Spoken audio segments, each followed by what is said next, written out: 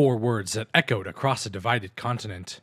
On this in history, June 12th, 1987, President Ronald Reagan stood at the Brandenburg Gate in West Berlin. He delivered what would become one of the most iconic speeches of the Cold War, challenging Soviet leader Mikhail Gorbachev.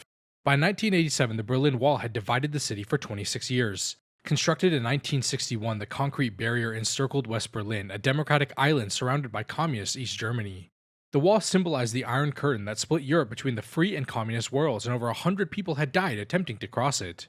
Reagan's speechwriter drafted the famous line after visiting Berlin, speaking with residents who urged him to include a direct challenge to the Soviet leader. The day before Reagan's arrival, 50,000 demonstrators protested his presence in West Berlin, reflecting the era's deep tensions.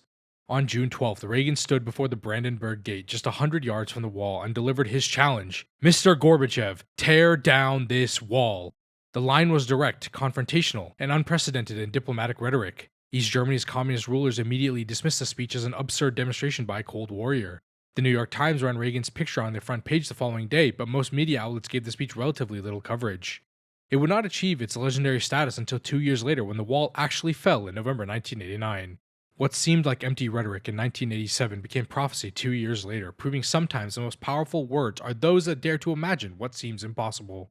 If you've learned something, consider dropping a like and subscribing to my channel. Your support would mean the world to me.